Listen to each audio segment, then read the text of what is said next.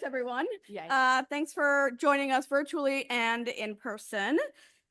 This is our 16th meeting of the Massachusetts Environmental Justice Council.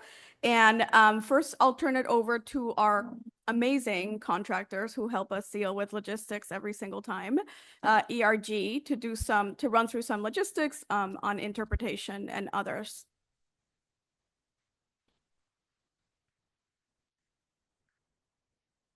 Okay, great. Thank you. Welcome everyone to the 16th EJC meeting. Before we get started, I have some Zoom logistics to go over, as Maria Belen mentioned. So this presentation is available with virtual interpreters in Spanish, Portuguese, Vietnamese, Haitian Creole, Cape Verdean Creole, Mandarin, Arabic, Russian, and American Sign Language. In-person interpretation is available in Spanish, Khmer, Haitian Creole, Portuguese, and Arabic. I'm going to ask our interpreters to quickly turn on their cameras and switch to the English room and say to participate in their language, click the interpretation icon and select your language. So I'm going to quickly run through their interpreters. Could the Spanish interpreter please join us in the English room and say that? Bienvenidos. Para las personas que quieren escuchar en español, se puede tocar el globo y ahí está la opción de español. Muchas gracias. Thank you. Could our Portuguese interpreter please do that? Boa noite, sejam todos bem-vindos. Eu gostaria de anunciar que essa noite nós contamos com o serviço de interpretação simultânea. Para acessar o serviço, basta clicar no ícone na parte inferior da tela, o ícone do globo, e a partir daí, com o menu em cascata, selecionar o idioma desejado. Muito obrigado. Thank you. Thank you. Could our Vietnamese interpreter please join us? Để tham gia bằng tiếng Việt, vui lòng nhấp vào biểu tượng quả địa cầu và chọn tiếng Việt. Xin cảm ơn. Thank you. Could our Haitian Creole interpreter please speak up? Bonjour tout le monde qui a suivi nous pour réunion EJCA. Il est disponible en plusieurs langues pour t'aider lire créole haïtien, t'as pour monter sous Zoom là. Et puis, on va cliquer icône pour te voir qui gagne langue yo. On choisir langue que vous parlez, qui c'est créole haïtien pour capable t'aider à langue créole haïtien. Merci à pile, noto. Thank you. Next, Cape Verdean Creole. Olá, boa noite. Estou aqui, estou boas-vindas para todos alguém que está ali na reunião. Eu gostava de informar também da interpretação de reunião que se língua que está na tela. E sim, eu gostava de escutar a reunião na língua cabo-verdiana. Eu vou selecionar o globo que está no fundo de tela. Lá onde que está a interpretação, eu selecionar Cape Verdean Creole, crioulo de Cabo Verde. Obrigada, thank you. Thank you. Mandarin, your turn.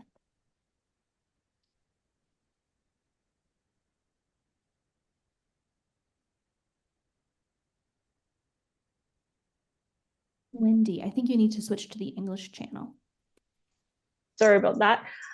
Zoom 参会者应使用其控制面板上显示的地图图标，选择翻译频道，选择你偏好的语言。英语使用者应选择英语，以便听到任何翻译的评论。字幕将自动生成。如果你是虚拟参会者，并希望使用电话音频参加会议，请点击麦克风图边旁边的小箭头，选择切换到电话音频，并按照提示的指示操作。虚拟参会者可以通过电子邮件 meetings@erg.com 发送与会议后勤相关的技术问题。如果你需要翻译版的演示文稿幻灯片，请点击聊天中的链接访问环境正义委员会网站，在那里可以找到翻译版的幻灯片。此次会议将被录制，稍后可登在环境正义委员会网站上发布的链接观看录制内容。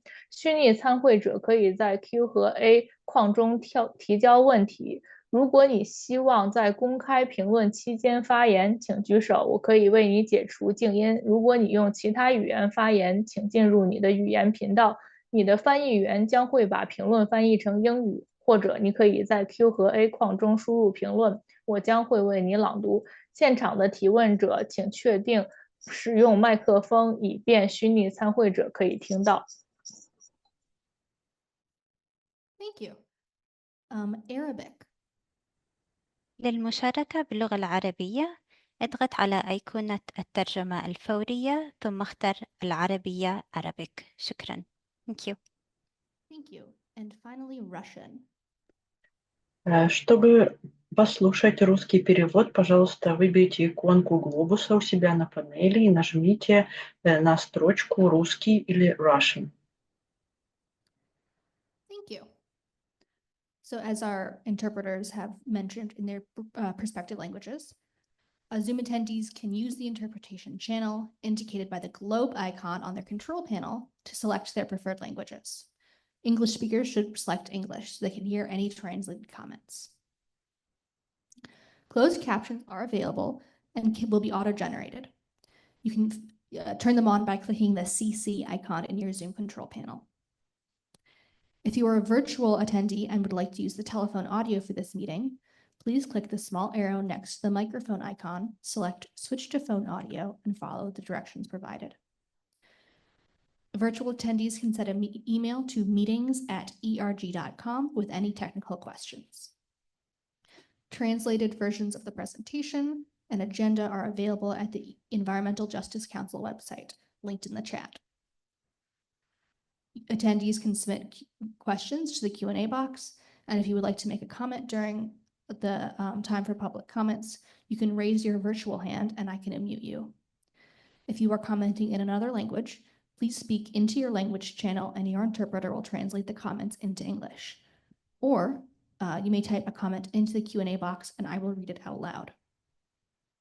In-person attendees who are asking questions, please make sure to speak into the microphone so virtual attendees can hear you. For all of our speakers, please speak slowly to accommodate our interpreters.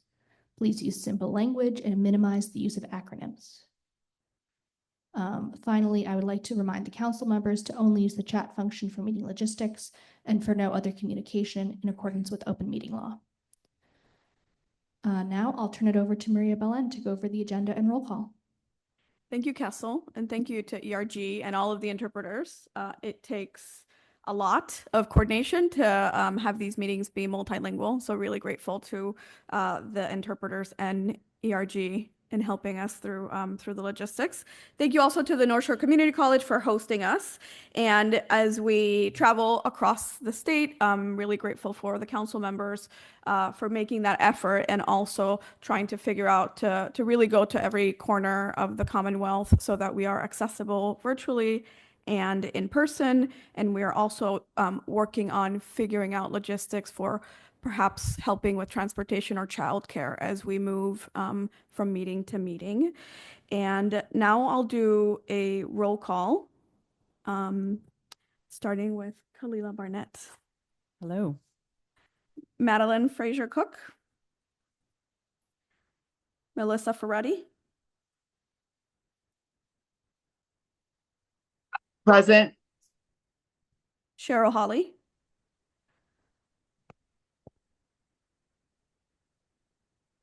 Caroline Hahn.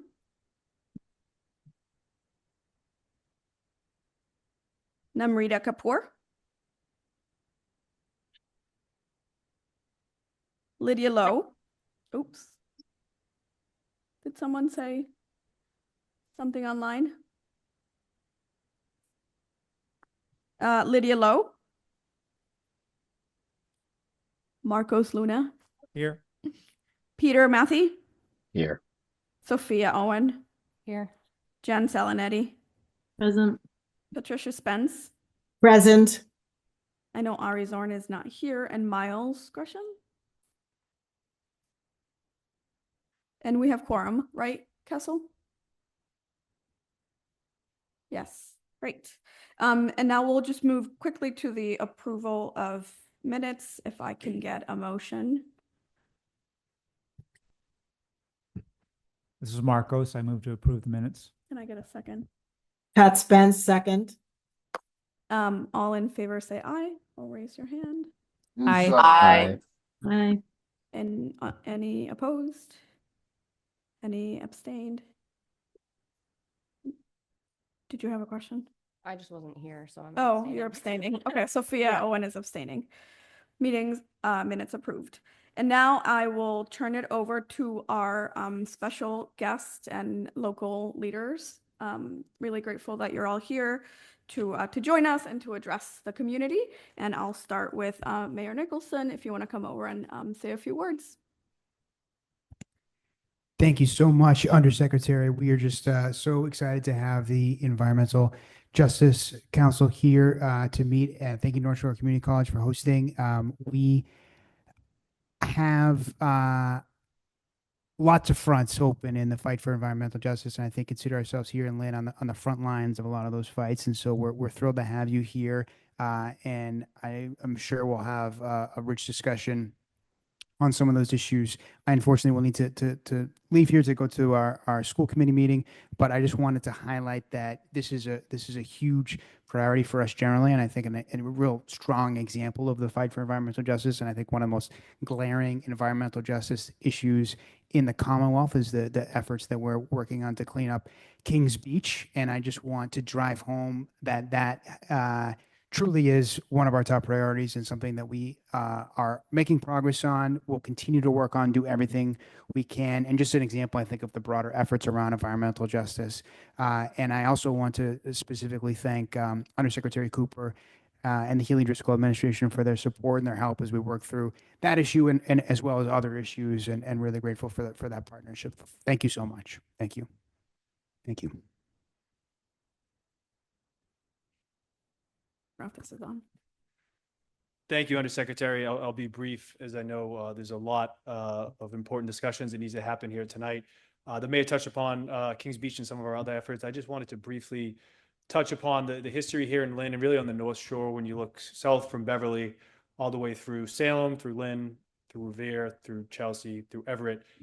We think about the land use decisions that throughout history have really been based around heavy industrial and really has hurt a lot of our communities, separated us, and obviously very environmental impacts, public health impacts. And when you think about today's infrastructure that's in place, we have a commuter rail line that stretches from Boston through the communities I just mentioned, but it is still running using diesel locomotives, spewing emissions into our environmental justice communities, particulate matter as well. Obviously, greater rates of asthma, heart disease, among many other negative health impacts. For the past several years, we've been advocating strongly for our environmental justice corridor, which has obvious benefits when you think of climate, when you think of public health, but certainly for our communities here that have been marginalized, many folks lower income and don't own vehicles. This is a line that goes through their backyard, but for many of us in the community of Lynn and the other communities, we'll never afford to ride it, or it doesn't accommodate our work schedules, which aren't typically 9 to 5, or the reliability isn't there. Many of these jobs aren't jobs that you can show up 5-10 minutes late and be fine with that. So we have been pushing strongly, and through this administration made some progress, certainly on the Fairmont line, which has a similar case to be made for electrification for our community. So just ask that as the council considers many things in front of you, that I think transportation and making sure that we have an accessible transportation system for all of our residents and one that is clean for all of their communities continue to be a priority. And this, the Haley Driscoll administration has made it so. Big shout out on means tested fares as well, which accomplishes a lot of what we're trying to do, and just really appreciate the work of the council as well as you, Undersecretary. Thank you. Thank you, Senator. Rep. Cahill. Thank you, everyone. I'm going to be very long. Just kidding. Thank you very much, Undersecretary Bellin-Power. And I also see Undersecretary Cooper and Commissioner Tom O'Shea, who has some Lynn roots starting off here at Lynn Water and Sewer. So thank you very much, Tom, for our very clean water that we like to drink here. I'd like to thank the council and their members. 16 meetings shows how dedicated the administration and Governor Healy is to this issue here in Lynn. Although some folks, when they think about environmental issues, they think of rural areas, but as we know full well, the impacts to urban areas are great and upon a lot of folks. As House Chair of the Joint Committee on Environment and Natural Resources, I want to thank EEA and everyone involved in that administration for their help working with folks in Lynn and in surrounding urban areas on making sure that our folks have quality air and quality water to drink. And we look forward to working with you in partnership and resolving some of these issues. And we want to thank the public as well. Without your voice, it is very difficult to be able to make some of the necessary changes we need. But these are the types of issues that we work together on and really have a tremendous impact on the rest of our Commonwealth and our community. So I wish you a great meeting tonight. I would stay here with you, but I have to do some education justice with the mayor at the school committee. But I want to thank you all, and I wish you good luck. And please let us know your findings, because we'll be filing bills next session, and the committee would love to hear more about some of the good work you've done. So thank you, everyone. Great. Thank you so much, Representative. Now we will move to questions or comments from the public. This is a change that we made where we allow public comment in the beginning of the meeting and then at the end of the meeting as well. So folks who want to contribute but can't stay for the whole meeting have the opportunity to do so. And I will pass it to Kessel, who's going to help us with clarification on how to participate. Okay, great. I'm unmuted. So any of our in-person attendees, if you would like to have comments or questions, feel free to raise your hand and we'll get you a mic. For virtual attendees, you can either put something into the Q&A box and I will read it aloud, or you can raise your virtual hand by clicking the raise hand icon on your Zoom control panel, and I will unmute you and let you speak.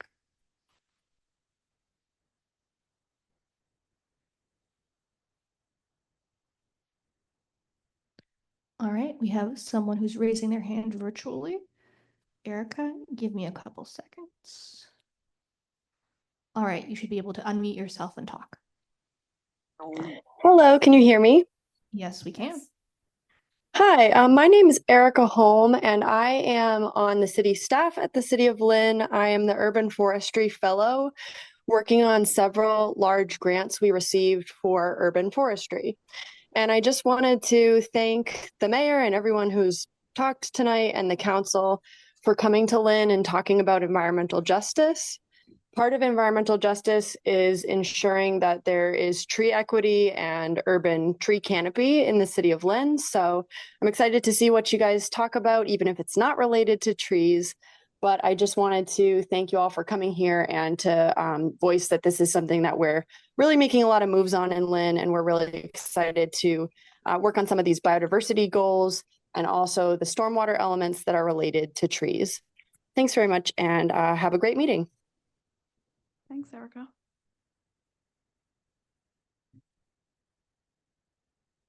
You can come up, yep. Kessel, we have an in-person person.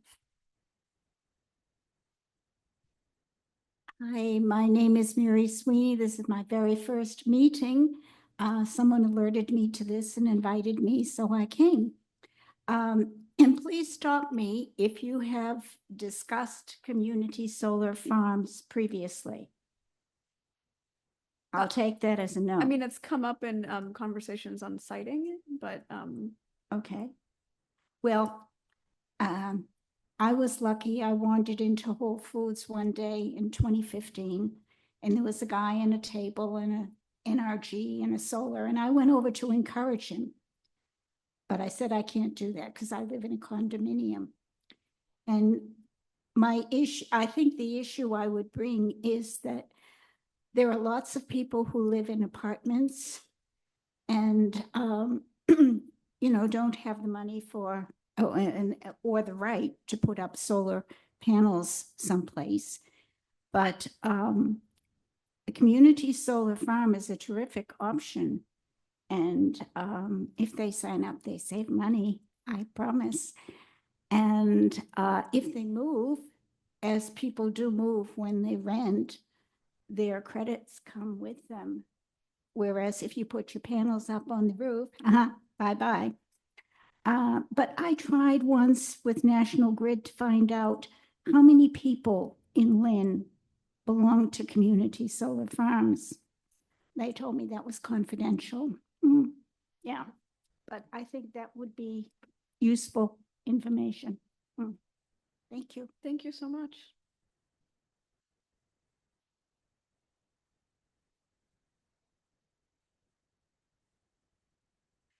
Anyone else, Kessel? No one else has their hand raised, and we have not gotten anything into the Q&A yet. Great, so we can move to our guests and topics for today. So I'll introduce Commissioner O'Shea, who's going to come up and talk about the state's biodiversity goals and the work that he's doing. And I think the clicker is right there. Great, thank you. Thanks, Commissioner. Well, it's so nice to be here. As you might have heard from the representative Cahill, that I indeed do have Lynn roots. I actually was our first park ranger for the city of Lynn in the Lynn Woods, and it's such a treasure and asset for the city. And it's a great example of how nature and the city can be together and benefit a city. And I have firsthand knowledge of how much love and care the city of Lynn has given to the woods and how much they still do today. So with that, I will just again thank you, Undersecretary, for inviting me as Commissioner Tom O'Shea, Department of Fish and Game, to present our work to the Environmental Justice Council. And thank you, Environmental Justice Council, for all the work you do and inviting me to introduce myself and the work of our department. I'm excited to share a few things. One is our strategic plan, which has a heavy emphasis on environmental justice, as well as our ongoing work to develop nation-leading biodiversity goals, which were part of the executive order of Governor Healy signed last September. So we have a lot to talk about tonight. I'll try to keep it, though, relatively short, but we are very excited about all the things that we're working on. And we're very much looking forward to your input, because this is still work in progress. And, you know, we really need to shape this work with your input and guidance and leadership and expertise and knowledge of this area. Before I begin, though, I have to say that we are very fortunate at the Department of Fish and Game to have our new environmental justice liaison, Conrad Crawford. And Conrad comes to us with a lot of experience, both in terms of community work, as well as working with the state. And he really is such an asset. And we're glad to have you, Conrad. With that, I'm going to talk a little bit about, you know, people say, Department of Fish and Game, we didn't really expect your agency to be quite there working on environmental justice, thinking of environmental justice as, you know, dealing with a lot of the burdens, environmental burdens, in communities and in affected environmental justice populations. But we think we have a role, and there's something that we can do to really, I think, add benefits and really help the well-being and health and quality of life for those environmental justice communities that may not see us in that way. And we want to talk about that. So first, we're going to say a little bit about, and I should probably start using the clicker here, right? A little bit about who we are. We go back. And so we are a department with 4 divisions. And just to orient everybody, that includes Mass Wildlife. You may have heard of them. Division of Marine Fisheries. So they oversee our commercial and recreational fisheries in the ocean. Division of Ecological Restoration that works to restore our rivers, wetlands, and streams. And you'll often hear about them involved in big dam projects and within cities. And also we have the Office of Fishing and Boating Access that helps to manage and provide access to waterways in the Commonwealth. In fact, 300 sites in partnership with communities. So it's a great way to provide physical access to people to the water. We also, you know, have some particular programs that I think I'd like to share that we already do in terms of our work. And go back a sec here. We are working on a number of programs that have been part of what we've done for a while, but are expanding and are really core to our work with environmental justice communities and populations. We have our hunter education program, And we work with community organizations, youth groups, and our tribes to expand access to hunting education. And shooting sports and hunting is something that is a growing activity for a number of diverse communities. Access to fishing in urban areas. We have a trout stocking program. We stock thousands of trout across the state, including our cities and towns like Lynn here. We provide fishing clinics for adults and youth to help them learn how to fish, and also on the saltwater as well. So we do a lot there. And we are working on a number of new initiatives in terms of language access. And that's a big part of what we need to do, because I think that a lot of what we do is not necessarily familiar with some of our limited English proficiency communities, and we can do a lot to really help engage with them, and they can learn about what we do and what that means to them. So we have a lot working there. And we also are doing more and more with trying to engage communities in different areas than we normally do. So whether it's our regulatory work, our programming, our outreach. And so again, these are the kinds of efforts that our Environmental Justice Liaison Conrad's helping us with, our Director of Communications.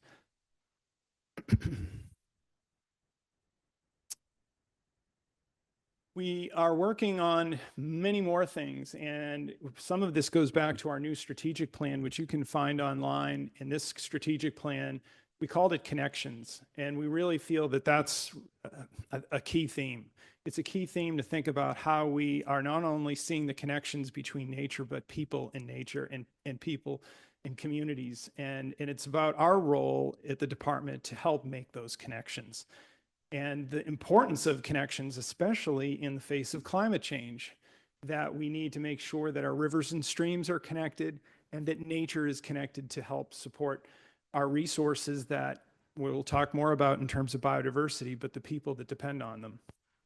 So our strategic plan is really to help us create and align a vision with the Haley Driscoll administration, and to really drive, I think, partnerships and funding for the future.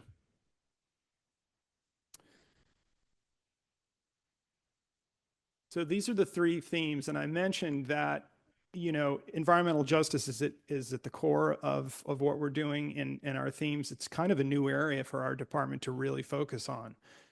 And so for all of us, I think we're all learning how to do this, and that's why meetings like this are really important for us to learn about how do we engage with environmental justice communities, and how can we play a role and help.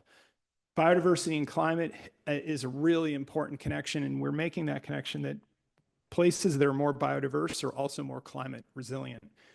And then we have to also realize that not everybody knows who we are, and we have to increase our visibility and our relevance to all Massachusetts residents. We have certainly a core constituency who have known our department for a long time and are still very important to our work, but we really want to expand who we are and our identity and our capacity to expand our work in environmental justice in other areas.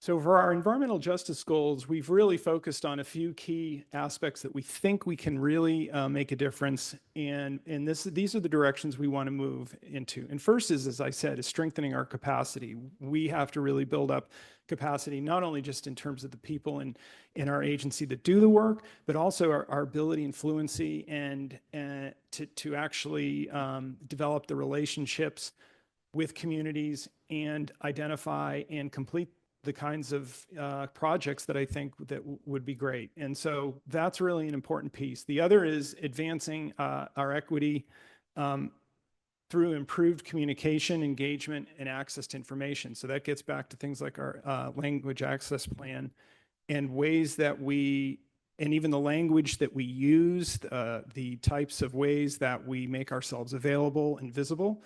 And so that's, and by the way, you can go and look exactly at there are many objectives and key results. So there's a lot you can dive into, and would really encourage you to do that. And the next is to improve access to nature and its benefits. This is both physical access, and it means a number of things, which is to say that access is not only can you get to some place, but also do you have it in your community and in your neighborhood? Or do we need to find ways to help people find those places that aren't in their neighborhoods? And, you know, we have 200,000 acres of wildlife management areas in the state, but not all of them are in places that are easily accessible. So that's something that we know and acknowledge and would love to work on. And the other important area is that, you know, we have a lot to benefit from and to engage with our tribes in a spirit of reciprocity and respect. And it's something that is very important to us. And we know that our tribes are very interested in what we do, and they have a very deep and long history of knowledge and practice in the care and conservation and the stewardship and really appreciation of our fish and wildlife resources.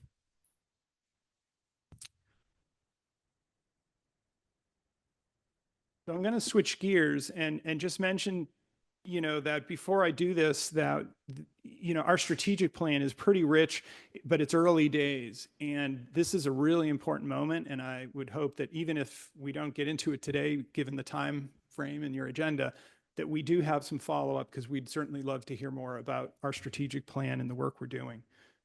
But I do want to switch gears, and that is to get into the biodiversity executive order, which is really an incredible opportunity for Massachusetts and real bold leadership of the Healy Driscoll administration to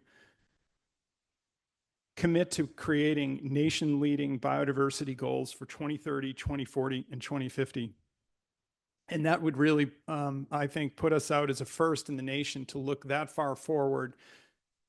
That would encompass a state that has everything from rural forests to our marine and ocean environment, our rivers and streams, and our communities here in Lynn, and an area where nature is everywhere. It's in our backyards, and we really need to think about what will the future look like for our next generation? What can we do today? And we know that the biodiversity issue is a crisis, just like the climate crisis. This was a great opportunity to elevate biodiversity and nature along with climate.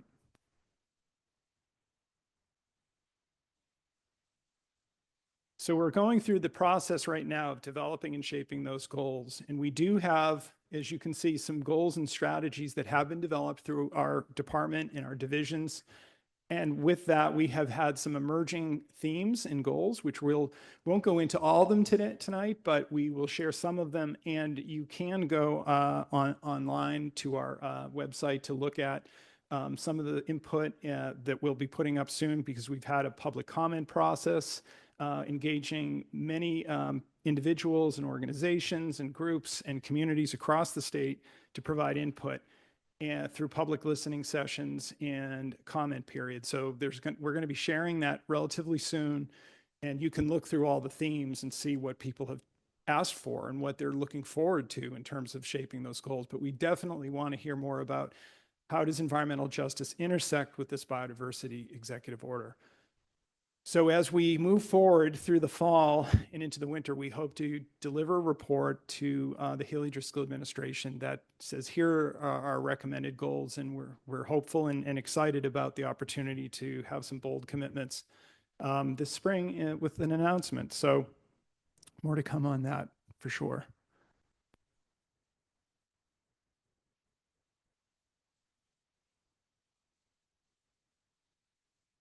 Now, when we use words like biodiversity, people say, well, what is that? And so we routinely would try to provide a definition, and simply it's really all of the diversity and abundance of life on Earth. And what does that mean for us here in the state? What is our biodiversity?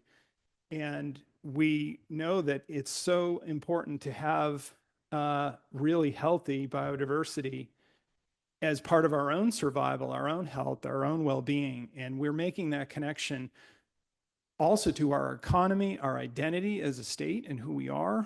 And really it's I think elevating it to a new level as not just a term, but as kind of a value that we think about in all that we do. And that's why another reason why the executive order is really great is it's a whole of government approach that we're asking the Commonwealth and all the agencies to take in thinking about their part and all of our parts in protecting biodiversity.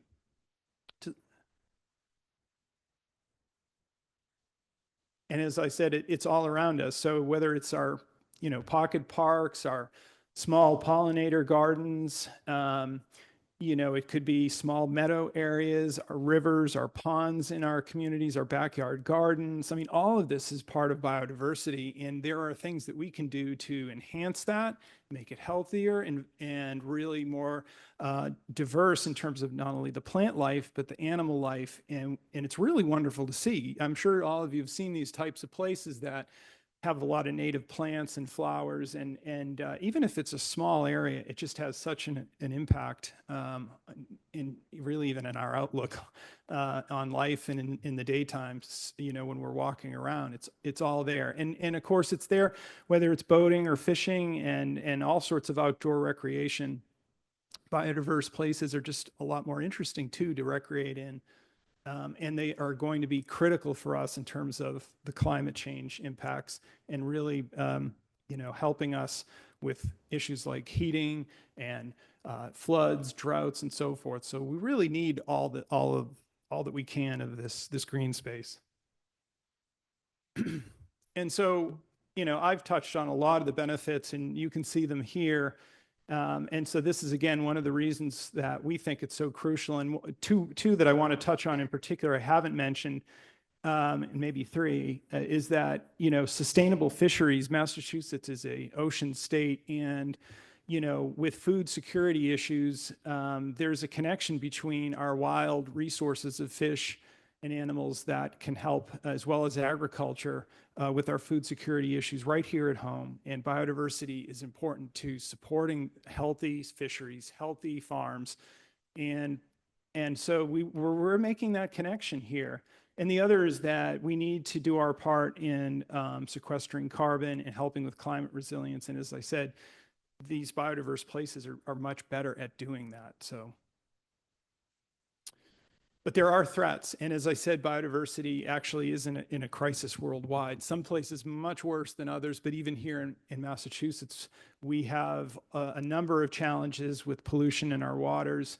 Even to this day, even though we've made great progress in Massachusetts, it's an environmental state that's done great things, but there's still more work to do, and things like combined sewage overflow and the impact on shellfish in our waters, in our oceans, our rivers. So there's still more work to do, but habitat loss is also a challenge that as we are developing areas, we do need to balance that with ensuring that we have enough habitat for species. And environmental justice is right at the center of all of this, is that, people that are seeing habitat loss in areas are going to be affected by that. And we want to make sure that we are still making sure that, there is nature in environmental justice communities, that we can help support that.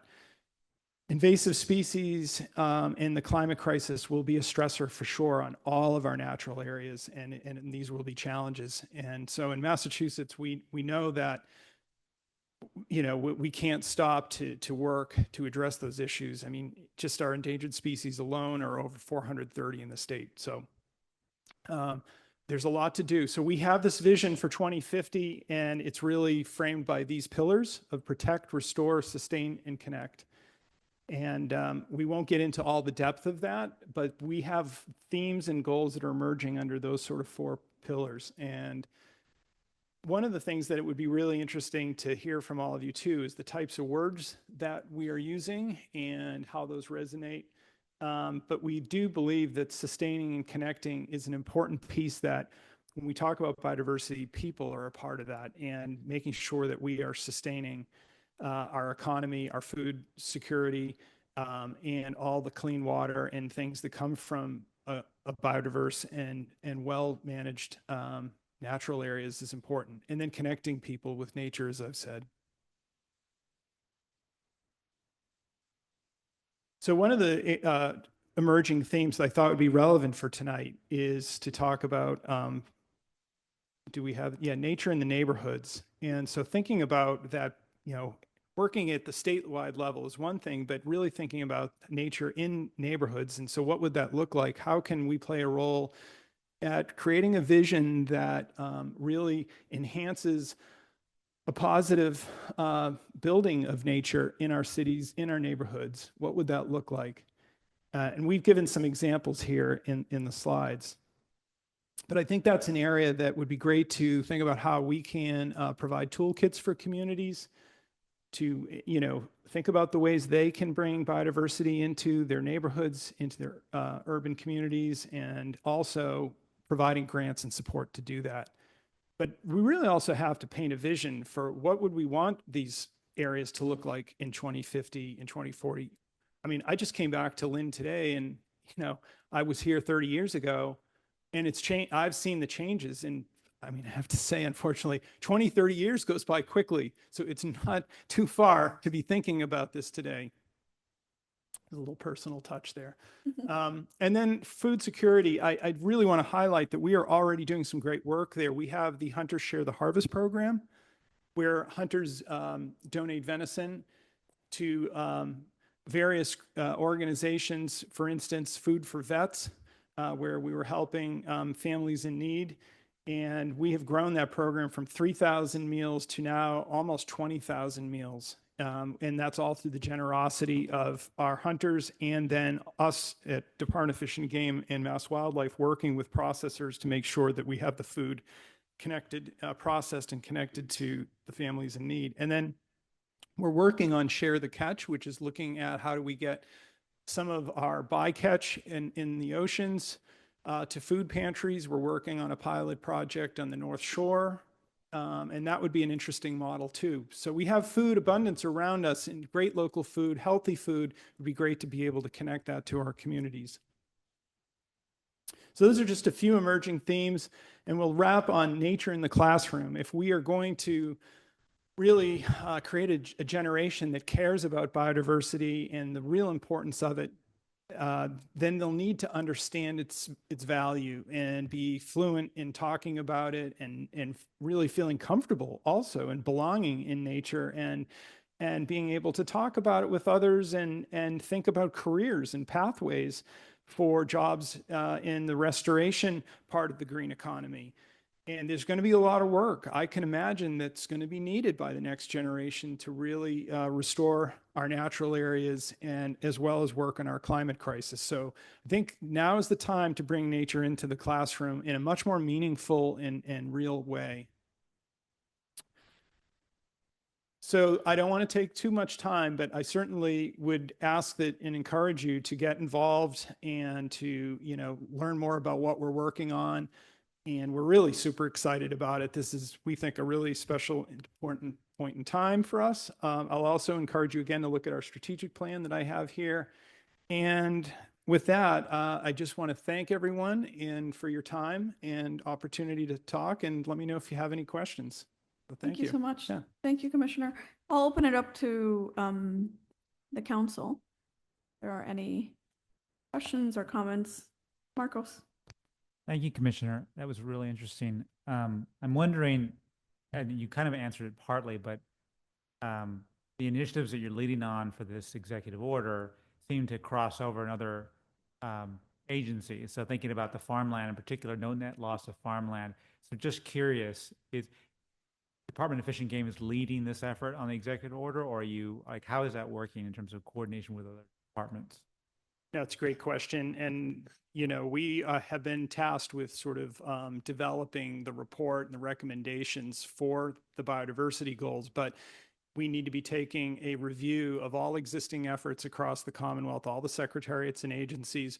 So we've been meeting with every secretariat, certainly all of our sister agencies in the Executive Office of Energy and Environmental Affairs, receiving their input, understanding what they're doing, what they could be doing more of. That's everything from Mass DOT and education and public safety. I mean, it's across the board. And we're going to take all that together and then see what can we do as an entire Commonwealth to help support biodiversity. And we know that's a big task, and it's not going to be done all through the Department of Fish and Game. This is a really whole of government approach. It's certainly our expertise and area of knowledge. And I think we'll certainly play a role probably in the future coordinating and helping to champion this work, but we can't do it alone at the state either. This is really going to be critically important to have our partners organizations that are already engaged in environmental conservation, but I think a lot of community groups that we haven't traditionally engaged with that to help us with this work, particularly in neighborhoods we haven't had experience in and communities we haven't had experience in. So I think for us, there's a big learning curve, right, and opportunity to bring in others into this. And you know what, we've talked about, this is a biodiversity movement, and it's not just in Massachusetts. There's a global movement going on right now. The UN has a biodiversity framework. There's COP16 in Colombia. California has a 30 by 30 and a very broad plan to protect biodiversity. This is happening in Europe and all over. So, we just need to create that movement, and this is the beginning of it. Great question. All right. We have Pat Spence raised her hand. So you go ahead. I thank you so much for such a wonderful and clear presentation. I understood most of what you said. So that's always a good thing. But I truly believe this is a way to get our communities thoroughly engaged, our EJ communities, in all things in regards to the environment. I mean, just looking at the pictures and the youth being involved in different activities, I'm just commending you and just to say that this is a wonderful way to go about it. And I'll also throw out the fact, I looked at one of your slides, one of the farms, it looks like the Garrison Trotter farm in Roxbury. One of the farms looked familiar. But, definitely wanting to continue this conversation. I guess that's the most important thing to say. This is how we get our community involved. This is how we get our youth involved, because they will be our future environmentalists. That was all. Thank you so much, Pat. And I couldn't have said it better. That was perfect. So really appreciate the positivity and the encouragement, and we look forward to your partnership. So thank you. Melissa, go ahead.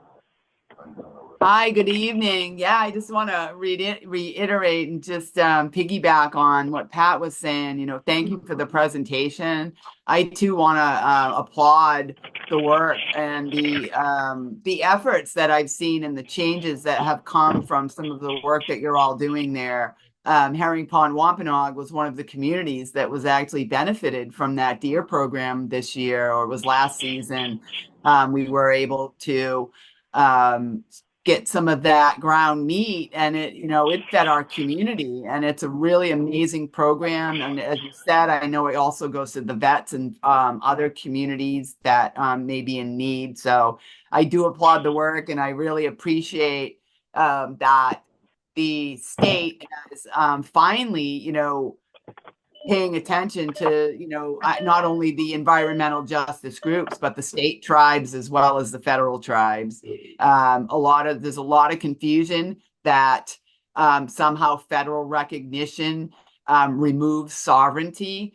Sovereignty is inherent, and it's really exciting to see the departments and the state finally listening to that and learning to understand that regardless of your political designation, there are still tribal communities in the Commonwealth, and of course our other EJ communities as well. And many of our tribal people are Black and Indigenous as well. So thank you for that. I just wanted to add and applaud you on that while you're here, because I may not get the opportunity later. Thank you.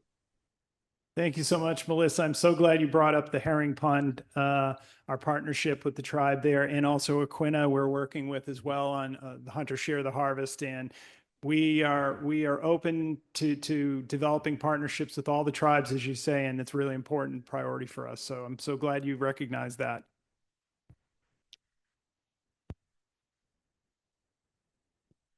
There are no more questions. Thank you so much, Commissioner. Thank you so much. And thank you, Conrad, for coming. And now I'll move to our next guest. Undersecretary Cooper is here to talk about projects in Lynn and priorities in Lynn.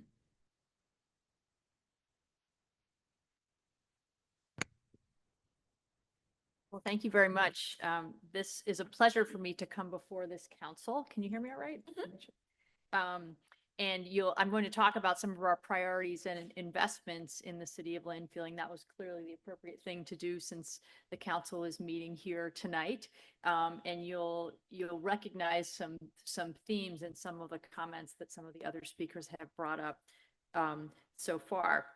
So these priorities and investments that we're making we're doing in partnership with the community and with the city, and the intention is around improving quality of life for the people of Lynn and for the people who work and play in this area.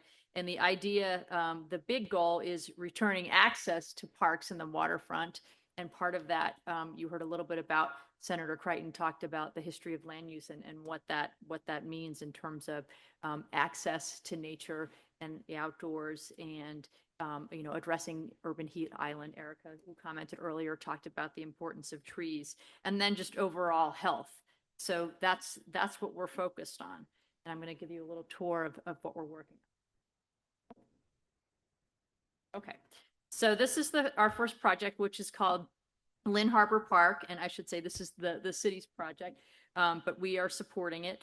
And so this is a former landfill that is right on the harbor. And I would encourage you to visit it if you haven't. It's being transformed into a park. And it's something that, a project that the city identified as part of an open space master plan. And our office funded that plan, knowing that, the city wanted to think about how do you reconnect with the waterfront and wanted to do that thoughtfully. And so this was one of the proposals that came out of that plan. And if you've ever been to the Boston Harbor Islands, being in this place, you feel like you're in the middle of the harbor because you're in this beautiful overlook, looking down over the water. And it's hard to imagine unless you know the history of the area that you're standing on, a former landfill.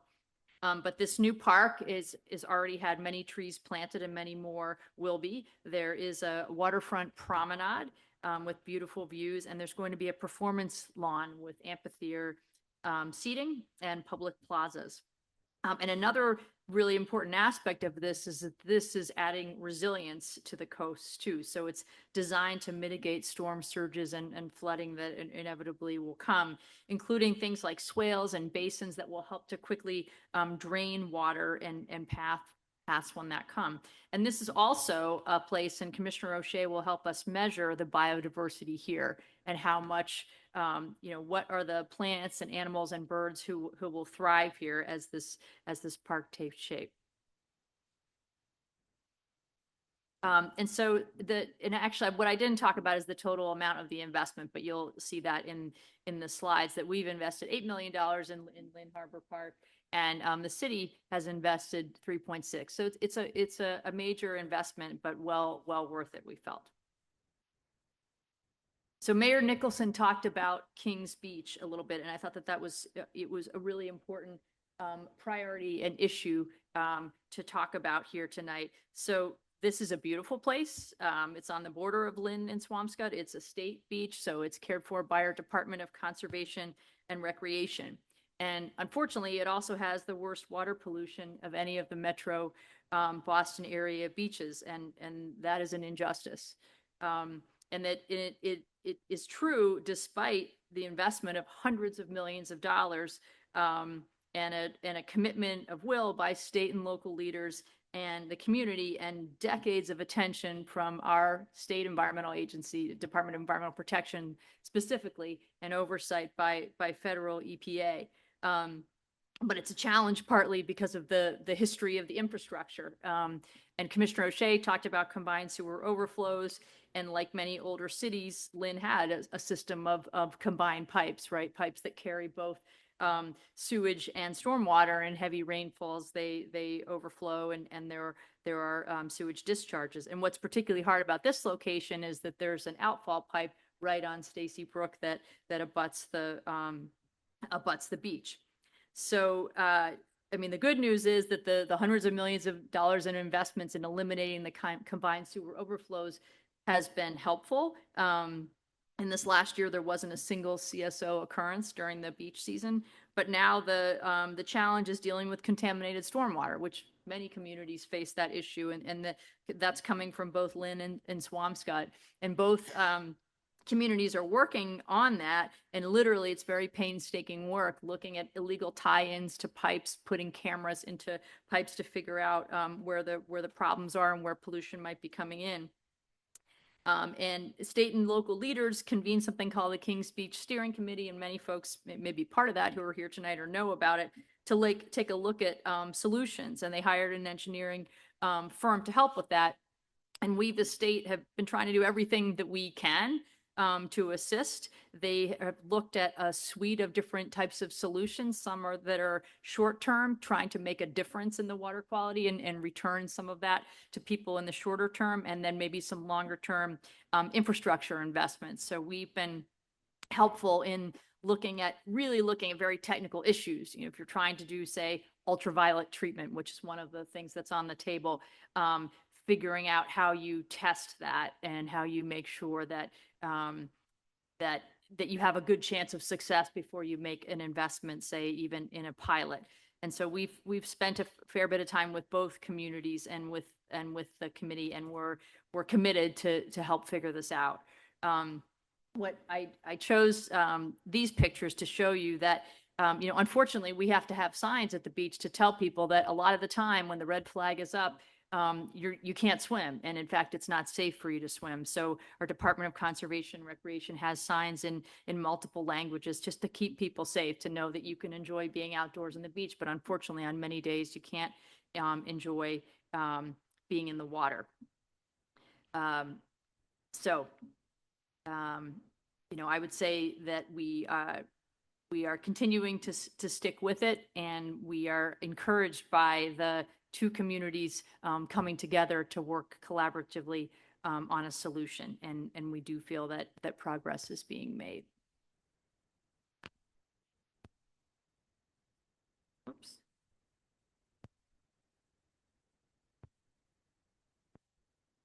Oh, okay, there. So this is a really different type of project. This is called the Northern Strand Trail. And so this is a multi-use trail that is connecting Everett to Nahat and the communities in between, and it's known as the Path to the Sea. And so over 110,000 people live within half a mile of this place, of this trail, and 96% of them meet at least one of the criteria for environmental justice.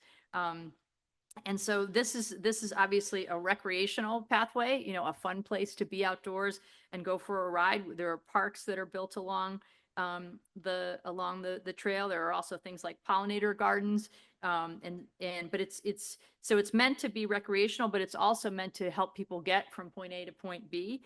And so it is used by commuters and you know, cyclists, pedestrians alike. And so the last, what you can see on the map, it's a little bit hard to see on this, but the last piece of it is now being designed and built in Lynn to get to Lynn to connect to Nahat, so to complete the trail. So we are really excited about that, and that's a project for which we have invested $15.5 million, and something called the Mass Trails Initiative, which is the state's statewide trails plan. It's the Department of Transportation working with our office and the Department of Conservation and Recreation also provided the funding for the last piece that's being worked on.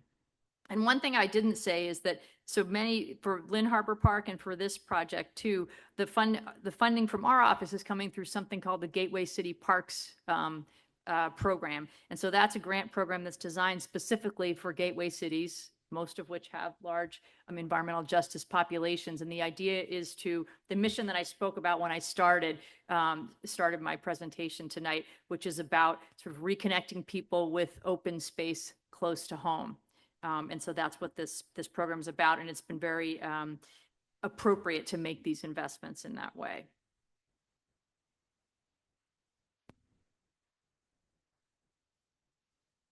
Okay, so this is Lynn Heritage State Park, and this is managed by the Department of Conservation and Recreation. And you can see, maybe folks know it, but you can see on the map that or on the picture that it's right at the waterfront as well. And so DCR is in the process of making major investments in the park. And so they're working on the design now, and then we'll be putting it out to bid, they hope, later this winter. They have to get various easements in place. So they're going to be raising the site for resiliency right along the waterfront here, and building new paths and connecting to the Harbor Walk so that there's more of a connection for people along the whole waterfront, adding new plantings, a splash pad, and other amenities, as well as, continuing to invest in resilience through things like drainage and renovating the boardwalk and the fishing pier. So we're excited about this project, and DCR has it programmed in its 5-year capital plan. So it is a project that will come to fruition in the next few years. And this is another DCR property. This is called the Willis Fishing Pier. And I thought it was worth mentioning because it's in the same area near the Harbor Park. And it's a fishing pier, a public fishing pier, in which they've invested about $1.2 million in renovating it. And so it's basically fixing up the pier so that it's more accessible for people to use for fishing. And then also just that the infrastructure itself really needed to be replaced. So that's something that's been in place for a couple of years and that people are really enjoying, and we think is really adding to the revitalization of the waterfront. And then just lastly, I wanted to just mention a couple of other programs. Through what we call our park program, we provided a grant to the city for Lynn Commons to bring the historic park fountain back online and renovate the plaza. Which is sort of, centering the city to the downtown. Our municipal vulnerability program has provided some funding for designing a climate resilient recreational park, looking at dealing with flooding at a watershed scale for the city and surrounding area, and then looking at reducing flooding specifically at GEAA Field. And then lastly, Erica, who spoke earlier, this is for you.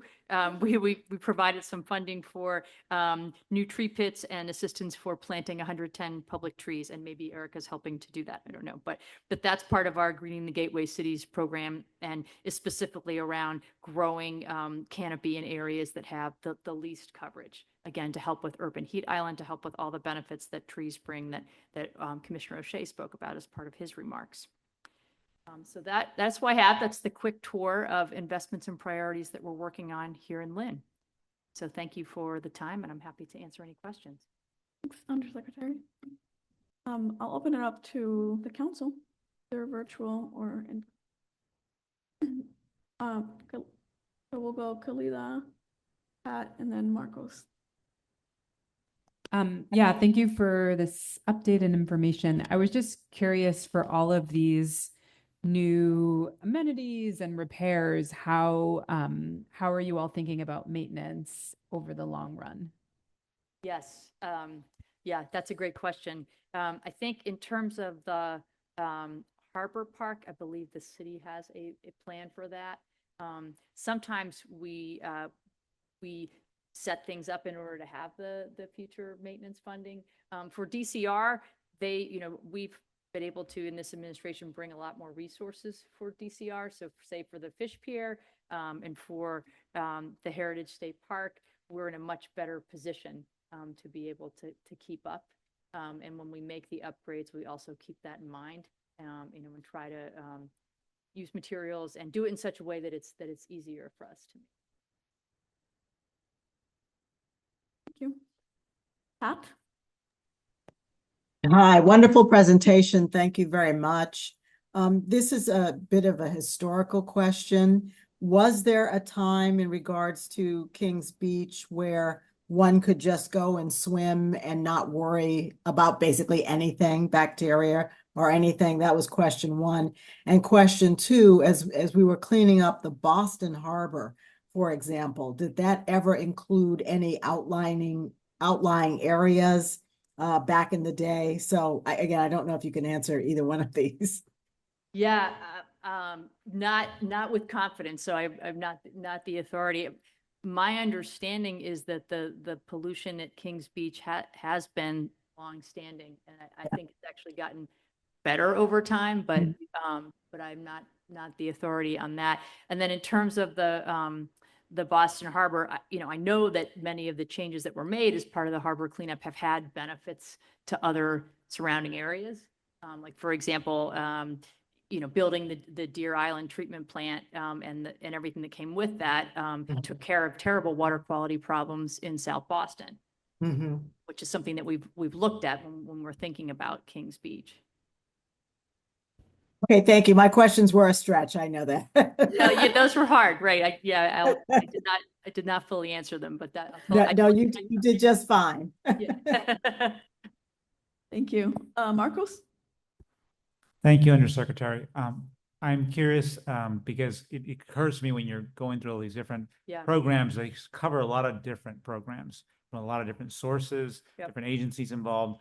So do you keep score, so to speak, of like where the money for these kinds of projects is flowing? Because, one thing the federal government's doing that's really nice is they're starting to issue these report cards that show how much money is going to disadvantaged communities. And I know Undersecretary Power is doing something similar too and trying to begin to track that. But I'm wondering if you have that currently. If somebody wanted to know, like, how much money is going into certain parts of the state and where is it going?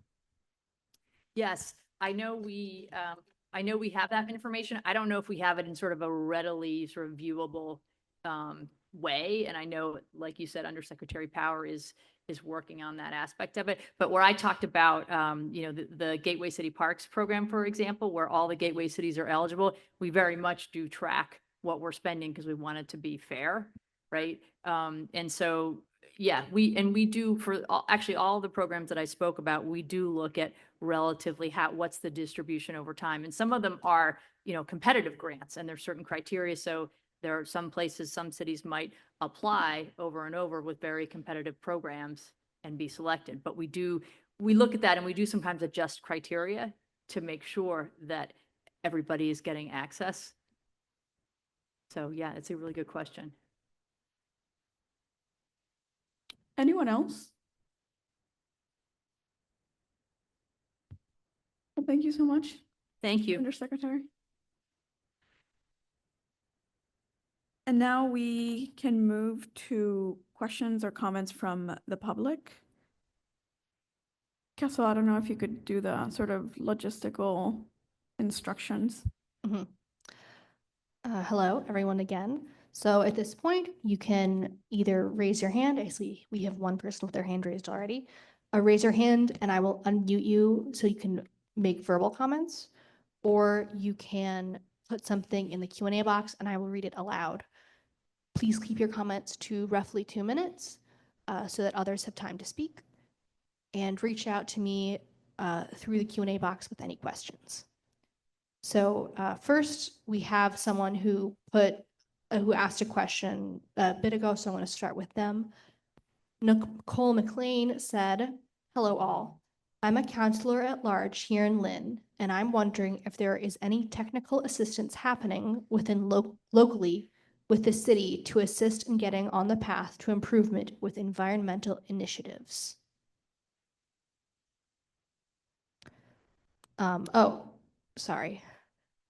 They followed up with specifically initiatives with wind energy or solar energy, as is happening in Salem. I would not have that information right now, but I could definitely look into it and get back to you. If you could put your email address in the chat, we can circle back. Great. We have a couple of people with their hands raised. Oh, Catherine, you lowered your hand. Feel free to raise it again if you'd like. And then there's A. Payne. I'm going to unmute you, or here. All right, you should be able to unmute yourself. Good evening, everyone. Good evening, Undersecretary Power. This is Aditi Payne from the North Shore Mass Hire at Salem. I just wanted to introduce our organization and myself. We are based in Salem. We're the workforce development place for 19 communities on the North Shore.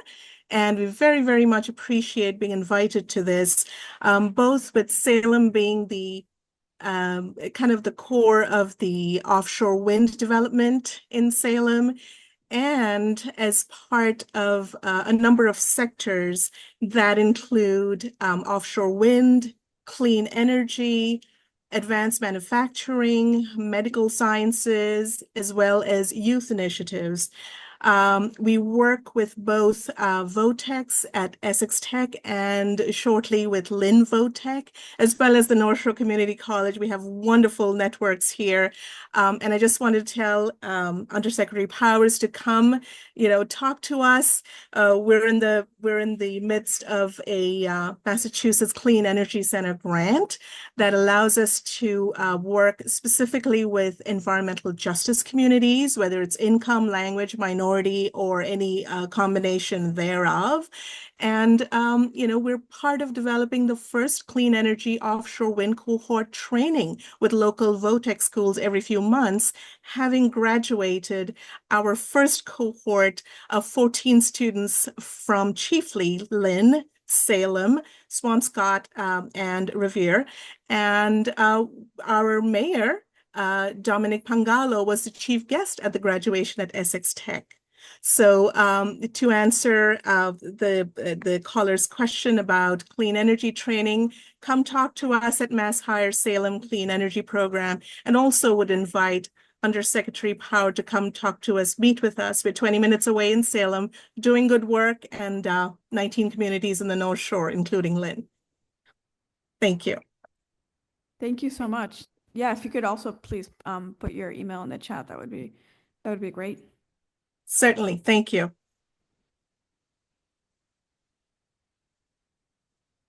Thank you. And if you put your email, I will make sure that the council gets it. Next, we have Catherine Rodriguez. Catherine, you should be able to unmute yourself now.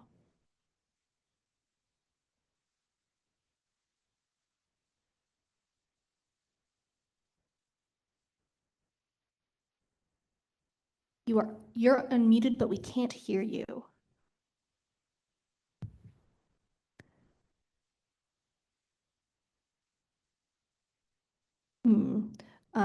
I can give you a call-in number if you wait a moment.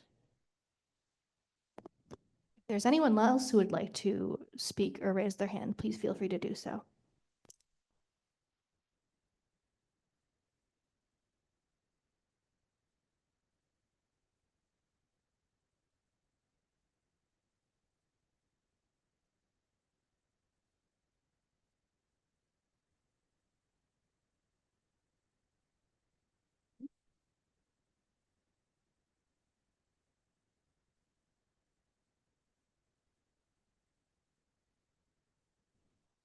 Are you giving her a number to call? Yes, Okay. sorry. For everyone No, who that's is okay. online, I am finding the call-in number. Thank you, Castle.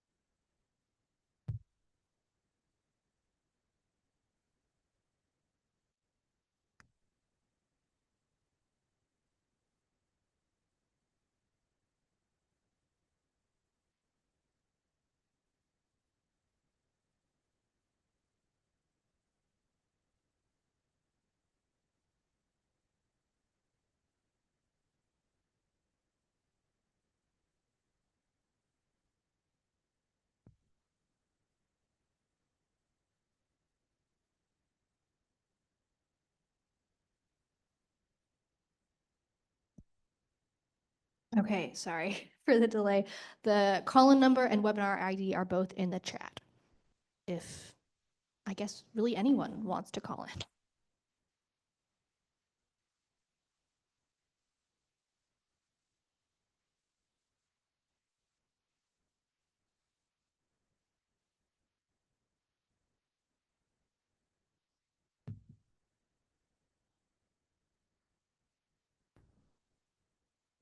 Oh, we also previously got a comment from somebody who was interested in the the web address for the biodiversity EO. So I'm going to add that to the chat right now. Thank you, And you can Castle. go there for more information.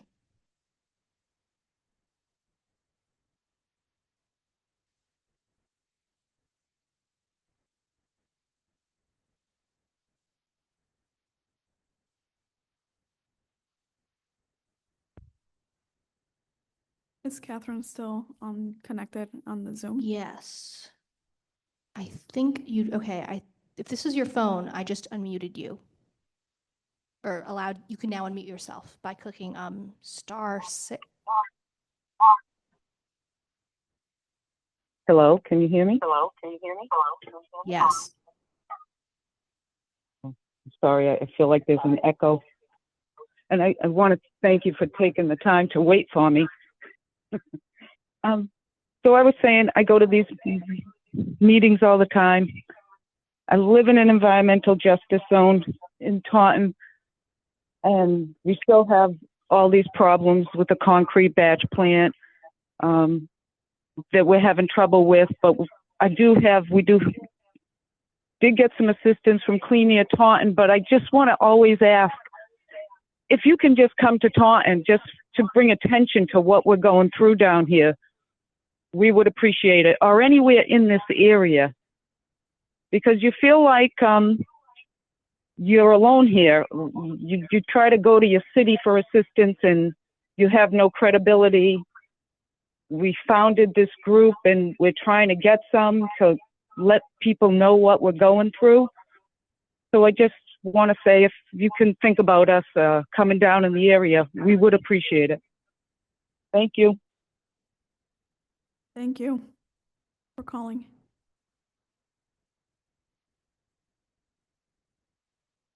All right, we have no more questions and there is no one with their hands up. Great. Thank you, Castle. So now the last part is next steps, which actually includes where our next meeting is going to be. So this could be a conversation. We were going to propose North Adams since we have not been there, but also happy to consider Taunton if the council. I'm glad you have it. If the council would like to consider Taunton or go to North Adams as we had sort of suggested, and then go to Taunton. The second question was, we were meeting every month at one point, and then we went to every 2 months. So wanted to check in with the council on the frequency of the meeting and then on the next couple locations. So I'll open it up. Sophia. Thanks, Maria Belen. This is Sophia. I would support prioritizing going to Taunton, given that we've gotten that request specifically from an impacted community member. And I know there are multiple things there that residents are likely to want to speak to us about. And then just on the frequency of meetings, I think, well, I'm struggling a little bit because I think meeting every other month makes sense. And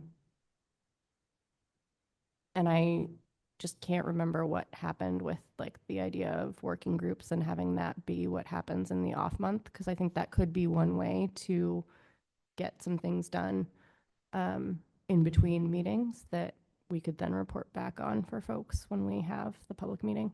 But yeah, just may need a reminder on what the rules were there.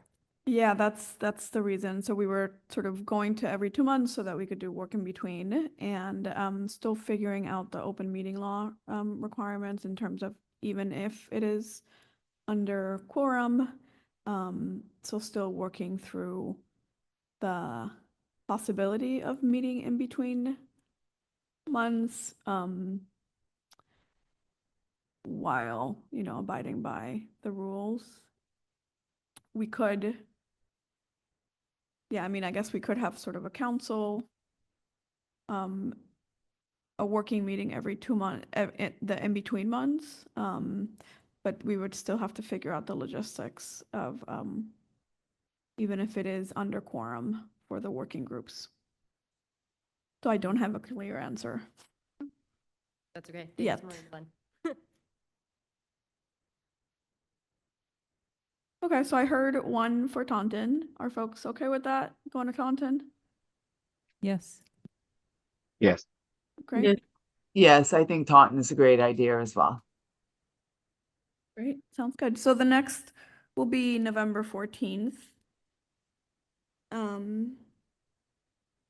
We had changed this month, but usually it is the second Thursday of the month. So that's November, right? I think it is the second Thursday, but the date specifically would be November 14th in Taunton. And then before also closing, there were a couple questions I wanted to ask. One is not a question, but just sort of sharing with you that as I develop the agendas for the meetings, I welcome suggestions if there are topics that council members want to learn more about or other agencies that you would like to hear from. We've heard, we've heard from the DPU on the siting when the process was going on for the siting commission. We heard DOER on hydrogen, DEP on cumulative impact. So so welcome your suggestions. It doesn't have to be right now, but we can send an email and request agenda items if there are areas that you want to hear or learn more about. Yeah, I thought, Maria, maybe one point, I know this is, it doesn't cover all the EJ communities, but I thought we could maybe talk about the, just to familiarize maybe some of the other groups and others in the community and the state, that Bureau of Indian Affairs, I know you and I had discussed the EJ strategy, the tribal EJ strategy. So I just wanted to take a look at that. I thought maybe it could just be something we maybe talk about a little bit. Yeah, that's definitely something we could work on between now and the next meeting, and it could be the. Or yeah, or even, just in the future. So Yeah. thank you. Absolutely. So I see Jen, I think. Thank you. I'd like to just generally add that I really feel like we need space as a council to determine what our priorities are, to come back to reviewing the EJ definition, just thinking about what it is as a council that we would like to be bringing as priorities to the governor. I feel like we just don't have time for that in these meetings, and I'd like to see that prioritized. So often it feels like the space is more of it's a feedback loop space where we might be making recommendations, but I'm not seeing, I get the follow through, the accountability towards the agencies that we have heard from, or not towards, but from the agencies that we've heard from. So I'd like to be thinking about how we can move forward in that way as a council. Yeah, I think that makes a lot of sense. Yeah, I'm thinking about like what success looks like for us, and what, I guess, and what our priorities are as a council. Yeah, and that was one of the things that I wanted to touch before closing is, I could come up with my own priorities, but it would be helpful it doesn't have to be now, but if folks want to share now, more than happy to listen, but also to think about what are the priorities of all of us, of all of you. You may come from different areas of work or regions of the Commonwealth and want to be responsive to your priorities and like you said, Jen, what does success look like for the council? I think it's a very important conversation that I'm happy to open it up right now in terms of how could we measure accountability and how, do we develop metrics of our own or do we sort of create a shared list of priorities that we want to accomplish in the next, between now and say next 6 months.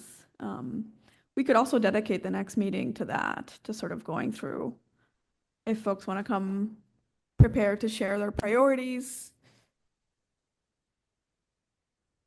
we could. Yeah, just sort It of would be thinking great. Yeah, it's a, out loud. Go ahead. yeah, just thinking about what time it is now and honoring people's That's true. time. I putting it on the agenda and leaving a larger chunk of time for a full discussion around this would be wonderful. Great. So I have tribal EJ strategy and then sort of the bigger conversation on priorities and what success looks like. And the meeting, so we'll discuss both of these at our next meeting, and it will be November 14th in Taunton. Great. So now I will move to close, if I can get a motion. Pat Spence makes a motion to adjourn the meeting. Can I get a second? Melissa Ferretti will second. Great. Thanks, everyone. Have a good night. Thanks for joining us virtually.